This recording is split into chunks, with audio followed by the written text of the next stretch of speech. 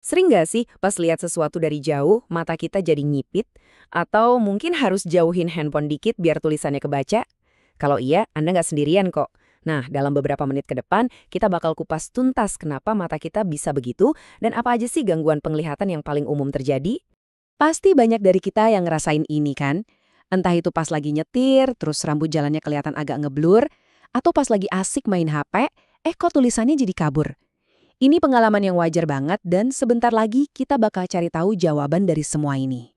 Biar gampang ngertinya, kita bakal bedah topik ini jadi 4 bagian. Pertama, kita mulai dari dasarnya dulu. Gimana sih cara mata kita bekerja? Terus, kita lanjut ke para biang keladi kenapa penglihatan bisa kabur. Abis itu, kita intip juga gangguan-gangguan lainnya.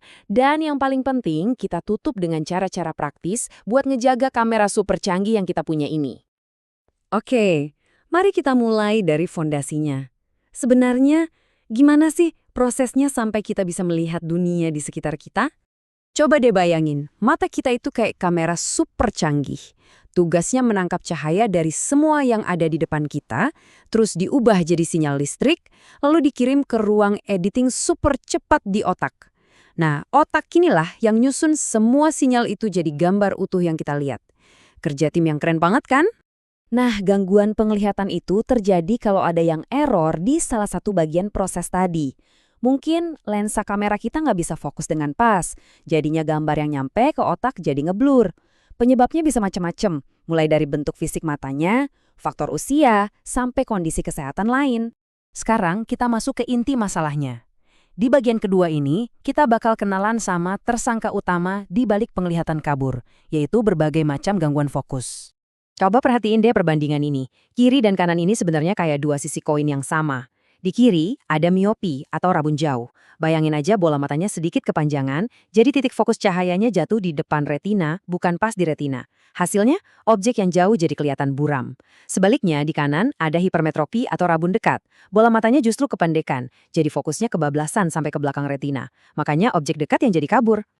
Kalau tadi kan masalahnya di panjang pendeknya bola mata. Nah, astigmatisme ini ceritanya lain lagi.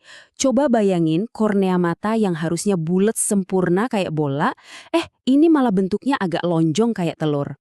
Bentuk yang nggak rata ini bikin cahaya jadi buyar dan nggak fokus di satu titik. Makanya penglihatan jadi kabur atau berbayang dan ini ngaruh ke semua jarak, baik dekat maupun jauh. Terus ada lagi presbiopi. Sering lihat kan orang tua kita kalau baca buku atau lihat HP tangannya dijauhin biar jelas? Nah itu dia presbiopi. Seiring umur bertambah, lensa mata kita itu jadi makin kaku, nggak sefleksibel dulu. Ini bukan penyakit ya, tapi emang perubahan alami yang terjadi seiring waktu. Oke, urusan fokus-fokusan udah beres. Tapi gangguan penglihatan tuh bukan cuma soal itu aja loh. Yuk kita lihat beberapa pemain lainnya di bagian ketiga ini. Siapa sih yang nggak pernah ngalamin bangun tidur, ngaca, matanya merah? Ini terjadi karena pembuluh darah super kecil di permukaan mata kita lagi melebar. Sebenarnya ini tuh cara mata kita buat teriak minta tolong, ngasih sinyal kalau ada sesuatu yang lagi mengganggu. Terus, apa aja sih pengganggunya? Macam-macam. Bisa jadi ada penyusup kayak infeksi bakteri atau virus. Atau mungkin reaksi alergi sama debu. Bisa juga karena iritasi dari asap atau yang paling sering kejadian sekarang nih, mata capek gara-gara kelamaan liatin layar sampai lupa kedip. Lanjut, ada dua kondisi yang unik nih. Pertama, buta warna. Ini bukan berarti dunia jadi item putih loh ya, tapi lebih ke susahnya ngebedain spektrum warna tertentu, misalnya antara merah sama hijau. Biasanya ini faktor keturunan. Terus yang kedua, rabun senja, yang bikin kita susah banget lihat di tempat yang remang-remang. Nah, ini bisa jadi pertanda kalau tubuh kita lagi butuh bahan bakar penting, yaitu vitamin A. Setelah kita tahu macam-macam masalahnya, sekarang kita sampai di bagian yang paling penting. Terus kita harus gimana? Bagian keempat ini isinya adalah semua tentang apa yang bisa kita lakukan buat melindungi mata kita. Coba deh kita renungin sejenak.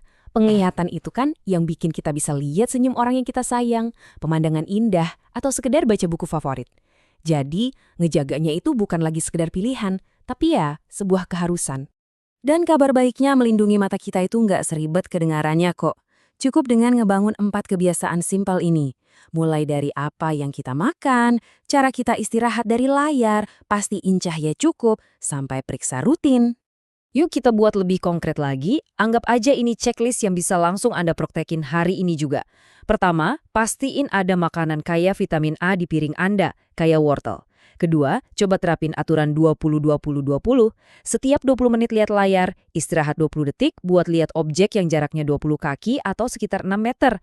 Ketiga, jangan biasain baca di tempat gelap. Dan terakhir, yang paling penting, jangan nunggu ada keluhan baru ke dokter. Jadwalkan periksa mata rutin ya. Jadi setelah kita ngobrolin semua ini, ada satu pertanyaan simpel buat kita semua. Kapan terakhir kali kita benar-benar ngucapin makasih sama mata kita? Seringnya kita baru sadar pentingnya pas udah ada masalah. Nah, merawatnya adalah cara terbaik buat nunjukin rasa syukur itu. Yuk, mulai dari hari ini. Terima kasih sudah menyimak.